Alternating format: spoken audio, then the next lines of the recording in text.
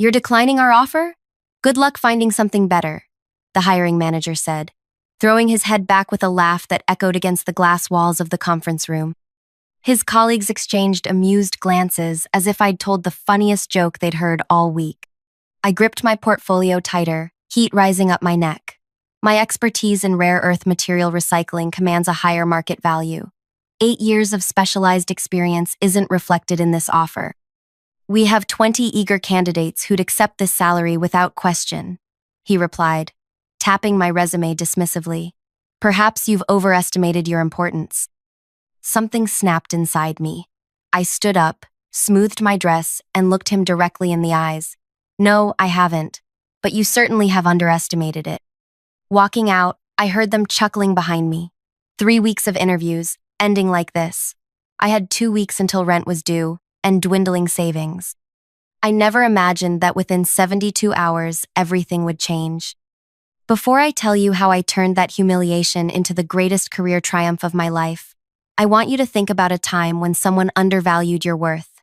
Remember how it felt? That burning in your chest? That voice inside saying, I deserve better. Hold on to that feeling, because what happens next might just give you the courage to stand your ground the next time someone tries to diminish your value. My name is Belinda Arvelo, and until 6 months ago, I was the unsung genius behind one of the biggest breakthroughs in rare earth material recycling technology. The kind of innovation that environmental scientists and manufacturing executives dream about. A method that reduced extraction costs by 42% while increasing yield purity. The kind of innovation that made the cover of industry magazines, with my boss's name featured prominently while mine was nowhere to be found. I'd always been the quiet one, the meticulous researcher who stayed late analyzing test results while others networked at industry events. My parents, both high school teachers from Puerto Rico who'd settled in Michigan, had instilled in me a belief that excellence speaks for itself. Let your work be your voice, my father always said. For years I believed that. Until the day I watched my discovery, the culmination of 3 years of tireless research, being presented at the annual Earth Resources Conference by my supervisor Meredith.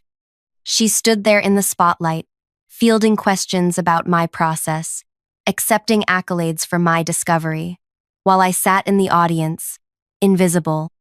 I'd developed the chemical bonding theory that made the extraction possible. I'd run thousands of tests in that basement lab with outdated equipment. I'd sacrificed weekends and holidays. And yet there I was, reduced to a mere footnote in her presentation, with assistance from the research team. That night in my hotel room, I made myself a promise. Never again would I allow my contributions to be diminished. Never again would I let someone else take credit for my brilliance. Never again would I stay silent about my value. So when the job offer came from Greenward Technologies, a rising company in sustainable manufacturing with all their environmentally friendly buzzwords and promises of innovation, I was cautiously optimistic. Their recruitment process had been intense. 3 technical interviews, a presentation of my research methodology, meetings with 5 different department heads. They seemed genuinely impressed by my portfolio. The hiring manager, Nolan, had nodded appreciatively during my presentation on molecular separation techniques. Yet when the offer finally arrived, the salary was barely above what I'd made as a mid-level researcher at my previous company. For a senior position requiring specialized expertise that fewer than 50 people in the country possessed, it was insultingly low. I prepared meticulously for the negotiation meeting. I researched market rates, compiled data on comparable positions, practiced my talking points. I walked into that conference room ready to advocate for myself professionally. What I wasn't prepared for was ridicule. After the humiliating meeting, I sat in my car for 20 minutes, hands gripping the steering wheel, trying to calm my racing heart. Had I just made a catastrophic mistake? In this economy, with sustainability initiatives facing budget cuts across the industry, had I just walked away from what might be my only opportunity? My phone buzzed, a text from my sister, Lucia. How did it go? I couldn't bring myself to respond immediately. Instead, I drove home to my apartment, a modest 1-bedroom with rent that suddenly seemed dauntingly expensive. As I heated leftover rice and beans for dinner, I finally called Lucia. You did what? She exclaimed after I explained what happened. In this economy? Belinda, are you crazy? They offered junior-level pay for senior-level work, I explained, pacing my small kitchen. The hiring manager actually laughed when I countered. But your apartment, your bills. I'll figure it out. Lucia sighed through the phone. Look, I support you standing up for yourself, but be realistic. Maybe call them back tomorrow? Say you reconsidered? And start a job knowing I'm undervalued from day one? No thanks. After we hung up, I opened my laptop and applied to 14 positions. I scheduled 2 interviews for the following week. I updated my professional networking profiles. I calculated exactly how long my savings would last if I cut back on everything but essentials. 53 days. Not great, but not impossible. The next morning, I woke up early and went for a run, pushing myself harder than usual, trying to outpace the doubt chasing me. Had I been arrogant? Was my work really as valuable as I believed? Maybe Meredith had been right to take the credit. Maybe my contribution wasn't as significant as I thought. No, I refused to let those thoughts take root. I knew my worth. I knew what I had accomplished. I knew what I could bring to any company smart enough to recognize it. 3 days passed. I prepared for my upcoming interviews, researching the companies thoroughly. I wasn't going to make the same mistake twice. This time, I'd discuss compensation expectations early in the process. Then, at 2:17 p.m., my personal cell phone rang. Unknown number. Hello, this is Belinda. Ms. Arvelo? This is Darren Winslow, CEO of Greenward Technologies. My breath caught.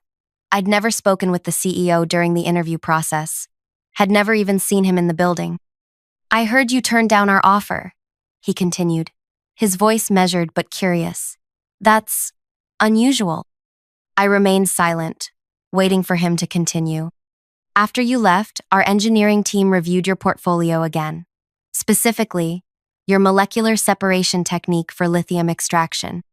They believe your recycling method could revolutionize our production line.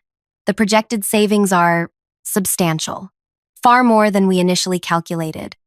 I sat down at my kitchen table, processing this reversal. Miss Arvelo, are you there? Yes, I replied, keeping my voice steady. I'm considering what it would take for me to join a company where qualified candidates are openly mocked for knowing their value. The silence that followed was satisfying. I understand your hesitation, he finally said. What would it take to bring you on board? Name your price. I'd thought about this moment, not specifically with Greenward, but in general. What would it take for me to feel valued, to feel secure, that my contributions wouldn't be exploited or diminished? I'd need 3 things, I said firmly. First, market rate compensation plus 15% to account for the initial disrespect. Second, I lead the materials division with full autonomy over research directions and project implementation. Third, and most importantly, I implement transparent salary bands across all departments with no gender or racial disparities. There was another pause. The first 2 are doable. The third is unconventional for our industry. So was laughing at a qualified candidate, I replied. Yet here we are. Let me be clear, Darren said. You're asking for salary transparency across the entire organization? Yes, with particular attention to addressing historical undervaluation of women and minorities in STEM fields. I've experienced it firsthand, and I won't be part of perpetuating it. He cleared his throat. I need to discuss this with the board. Can I call you back tomorrow? Of course, I said. I'll await your call. 10 minutes after hanging up, an email arrived from Nolan, the hiring manager who had laughed in my face. Ms. Arvelo, I understand you spoke with our CEO. Please reconsider our offer. The manufacturing project has already been scheduled around implementing your extraction method. We can't meet the deadline without your expertise.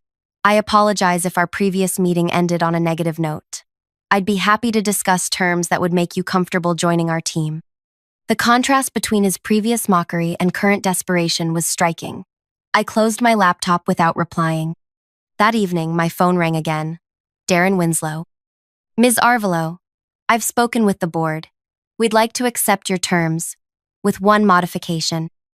We'll implement the transparent salary bands, but would like to do so gradually over 6 months to allow for proper review and adjustment of existing contracts. Would that be acceptable? My heart raced. I'd expected pushback, negotiation, perhaps a counteroffer, not immediate acceptance. That would be acceptable, I replied, trying to keep the surprise from my voice. I'd want to be directly involved in the review process. Of course. We'll have legal draft a contract tomorrow. When can you start? 2 weeks later, I walked into Greenwood Technologies as the new director of material sciences. My salary was double the original offer, with a signing bonus that covered 6 months of my rent. My new office had a view of the city skyline and a small adjoining lab for preliminary testing. On my first day, I requested the compensation data for my entire division. When HR hesitated, I reminded them of the agreement with the CEO. The spreadsheet arrived in my inbox by noon. The patterns were exactly what I'd suspected. Women in similar roles were making 22% less than their male counterparts. People with Hispanic surnames like mine averaged 18% lower compensation than others with identical qualifications. The longest-serving employees, particularly those who weren't aggressive negotiators, were the most underpaid relative to new hires. I spent my first week learning the operation, meeting my team, and reviewing the current projects. Everyone was polite, but I could sense their curiosity and perhaps skepticism. Who was this newcomer who'd negotiated directly with the CEO? What made her so special? On Friday afternoon, I called a division meeting. 57 employees crowded into the conference room, including Nolan, who now technically reported to me, a fact he seemed to be struggling to accept, based on his tight smile and rigid posture. Thank you all for welcoming me this week, I began. I've been impressed by the innovation happening here, but I've also identified areas where we can improve, not just in our technical processes, but in how we value our people. I clicked to my first slide, anonymized salary data showing the disparities. This is our current compensation structure, with names removed. As you can see, we have significant inconsistencies that don't correlate with experience, performance, or contribution. The room grew very quiet. People leaned forward, searching for where they might fall on the charts. Over the next 6 months, we'll be implementing transparent salary bands across the company. Every role will have a clear compensation range based on skills and experience, not on negotiation tactics or, I paused, making brief eye contact with Nolan, personal bias. If you're enjoying this story so far, give this video a like and subscribe to our channel. Click the bell icon so you don't miss the second part where you'll discover exactly how I transformed that toxic workplace, confronted the people who tried to undermine me, and ultimately created the most satisfying professional revenge of my career. Trust me, what happens next is something every person who's ever been undervalued needs to hear. After the meeting, several employees lingered, wanting to speak with me privately. A research analyst named Paloma approached first, her hands fidgeting with her tablet. What you showed us, is that really happening here? She asked quietly. Yes, and we're going to fix it. I've been here 3 years, she confessed. Last month I discovered my new colleague, a man with half my experience, makes $15,000 more than me. When I mentioned it to Nolan, he said discussing salaries was unprofessional. By Monday morning, whispers were traveling through the building. Some employees were hopeful, others suspicious, and a few, particularly those benefiting from the current system, were visibly hostile. Nolan appeared at my office door at 9:30 a.m., not bothering to knock. You've created quite the stir, he said, claiming the chair across from my desk without being invited. The executive team is concerned about what you presented on Friday. The data speaks for itself, I replied, continuing to review the project timeline on my screen. Data can be misinterpreted, he countered. Some employees have more negotiation leverage based on their unique skills. Others accept less because they value work, life balance, or other benefits. Presenting raw numbers without context creates unnecessary tension. I finally looked up. Is that what happened when I negotiated with you? I lacked unique skills but valued work-life balance? His expression tightened. That was different. It wasn't. It was exactly the same pattern shown in that data. But we're moving forward with transparency, regardless of how uncomfortable it makes those who've benefited from secrecy. He leaned forward. Look, Belinda. May I call you Belinda? Dr. Arvelo is fine. A flash of irritation crossed his face. Dr. Arvelo, then. You're new here. You don't understand our culture, our history. These kinds of dramatic changes could seriously impact morale. Whose morale, exactly? The underpaid employees who just discovered they've been systematically devalued? Or the overpaid executives who've benefited from that system? Nolan stood up. The CEO may have approved this initiative, but implementation requires cooperation from multiple departments. My team controls the project budget allocations. Just something to consider. The threat was clear. If I pushed forward with compensation equity, he would obstruct my projects. Thank you for making your position so transparent, I said calmly. I appreciate knowing exactly where we stand. After he left, I opened my email and drafted a message to Darren Winslow, detailing the conversation and requesting a meeting about project resource allocation. I had no intention of being intimidated after coming this far.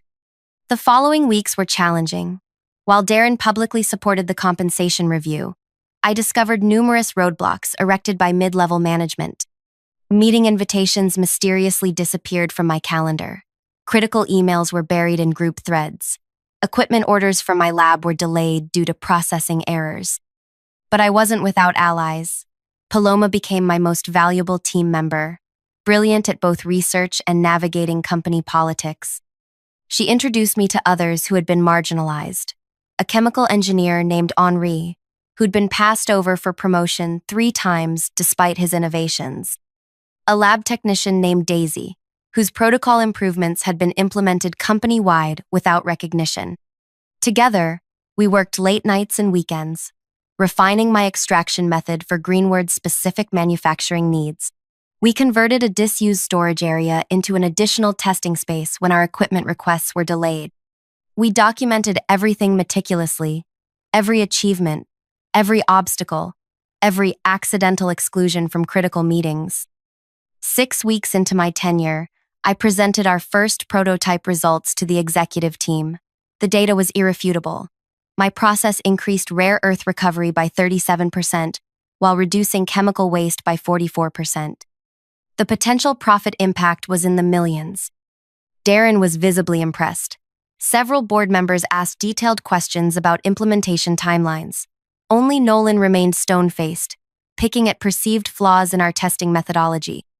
These results are preliminary, he said dismissively, and implementation would require significant retooling of our production line, expenses not accounted for in the current budget. Actually, I countered, pulling up a detailed spreadsheet.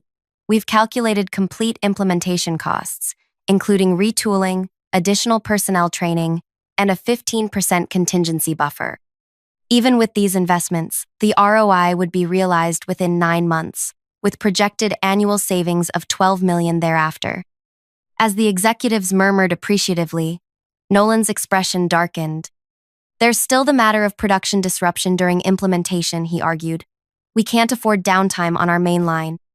Which is why, I continued, we've designed a phased implementation that utilizes the auxiliary line first, with only 2 48-hour windows of disruption to the main production schedule. I displayed the Gantt chart my team had prepared. The detailed plan is in your packets. By meeting's end, the board had approved expedited funding for my project. As we gathered our materials, Darren approached me. Impressive work, Dr. Arvelo. This is exactly why we brought you on board. Thank you. Though it's been challenging with certain administrative hurdles. His eyebrows raised. Hurdles? Nothing my team can't handle, I replied. But I'd like to discuss them with you privately sometime. Across the room, I noticed Nolan watching us, his knuckles white around his tablet. The next morning, I arrived to find my keycard access revoked from the main laboratory. The security desk had no explanation. I called Paloma, who let me in through a side entrance. It's getting worse, she whispered. The research server was mysteriously maintenance locked last night. We lost access to all our simulation data. Do we have backups? Yes, Henri has been mirroring everything to a secure cloud since your second week. But they don't know that. I nodded. Good. Let's continue as if we've been set back. I want to see how far they'll go. That afternoon, Nolan called an emergency department meeting, scheduling it for when I had a previously arranged video call with a key supplier. By the time I arrived, he was concluding his presentation, which is why we'll be placing Dr. Arvelo's project on a temporary hold while we reassess resource allocation, he was saying as I entered. The preliminary data, while promising, requires more verification before we commit to full implementation. That's interesting, I said loudly from the doorway. Every head turned, especially since the board approved expedited funding yesterday. Nolan's smile never wavered. Ah, Belinda, Dr. Arvelo. Glad you could join us. Yes, there was preliminary approval, but upon further review of departmental resources, I've determined we need to delay implementation until next quarter. Upon whose authority? As Chief Operations Officer, I have final approval on production scheduling. I hadn't known he held that title. It explained his level of obstruction. I see. And does the CEO know you're countermanding a board-approved initiative? A flicker of uncertainty crossed his face. Darren understands the complexities of production management. This isn't a cancellation, merely a postponement. Interesting. Because the reason I missed the first part of this meeting was my scheduled call with Adaptive Systems, the equipment supplier already contracted for our implementation next week. Murmurs rippled through the room. That contract hasn't been finalized, Nolan said sharply. It was signed this morning, by Darren himself. I held up my tablet showing the executed agreement. Delivery begins Monday. The blood drained from Nolan's face. Now, I continued, addressing the room, let's discuss the actual timeline we'll be working with. For the next 30 minutes, I outlined the implementation plan, assigning roles and establishing clear deliverables. Nolan remained silent, a forced smile fixed on his face, his eyes cold with fury. As the meeting concluded, he caught my arm at the door. You've made a serious miscalculation, he said quietly. This company operated successfully long before you arrived. No one is irreplaceable. I gently removed his hand. That's where you're wrong, Nolan. Some people genuinely are irreplaceable. The trick is knowing which ones. The next few weeks were a whirlwind of activity. The equipment arrived as scheduled. My team worked tirelessly, implementing the new process. When subtle sabotage occurred, incorrect parameter settings, missing catalysts, procedural errors, we anticipated and countered each one. Meanwhile, the compensation review progressed. Working with HR and finance, we identified 87 employees significantly underpaid compared to market rates and internal peers. The adjustment plan would cost the company approximately $3 million annually, a substantial sum, but one that paled in comparison to the savings my extraction process would generate. 3 months after my arrival, we activated the new system on the auxiliary production line. The results exceeded even our projections. 1% increased yield with 46% waste reduction.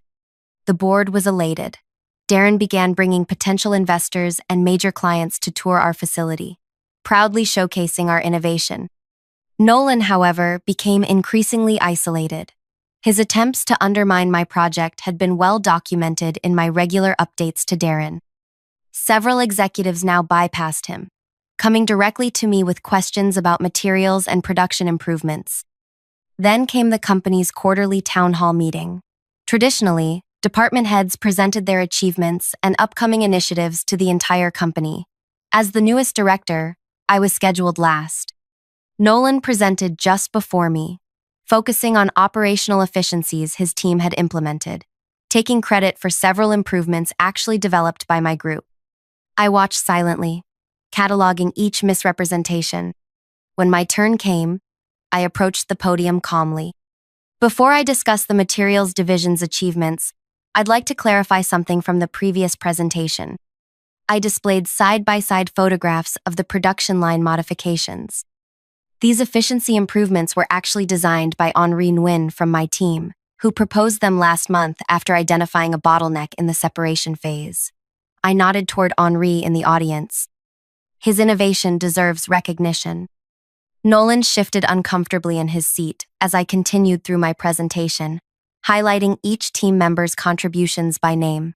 When I reached our financial projections, I paused. As you can see, the new extraction process is exceeding expected returns.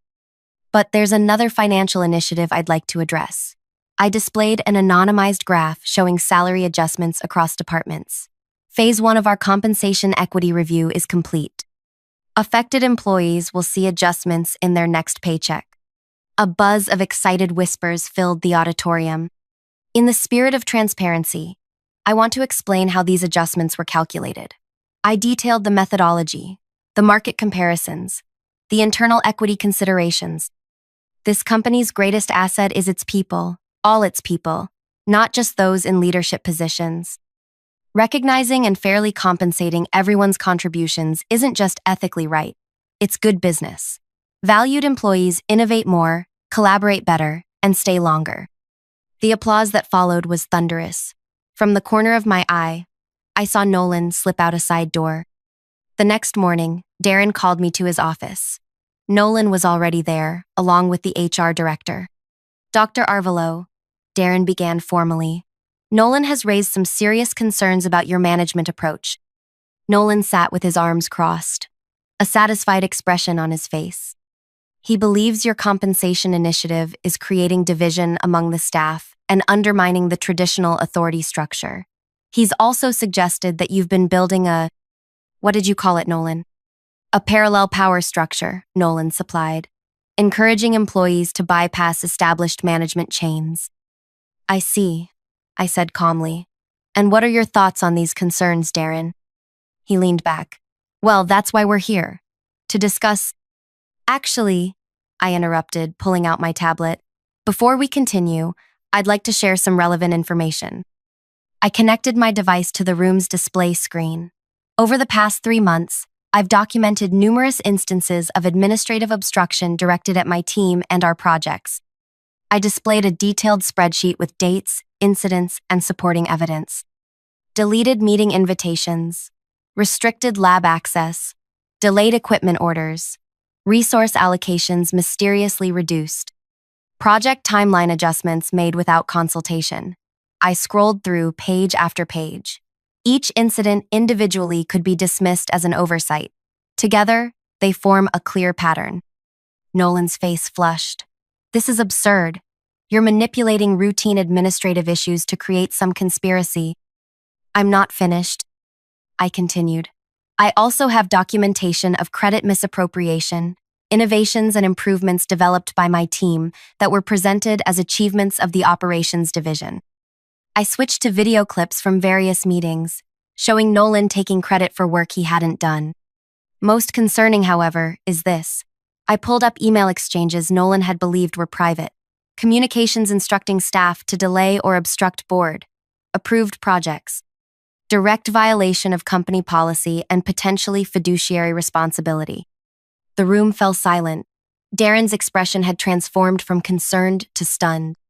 How did you get those emails? Nolan demanded. Recipients who were uncomfortable with your instructions forwarded them to me. Quite a few people, actually. Darren finally found his voice. Nolan, is this accurate? It's taken completely out of context, he sputtered. This woman comes in here, disrupts established procedures, demands exceptional treatment. The extraction process she implemented will generate an estimated $14 million in additional profit this year. Darren interrupted. The compensation adjustments affect less than 10% of our operating budget while potentially reducing our historically high turnover rate. I'm not seeing the problem. The problem, Nolan said, his voice rising, is that she's undermining my authority. She went directly to you to get this job, bypassing proper channels. She demanded special treatment, special compensation.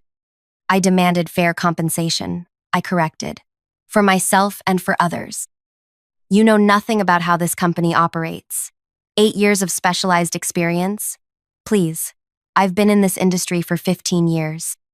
And yet, I said quietly, you didn't recognize the potential of my extraction method until the CEO pointed it out to you.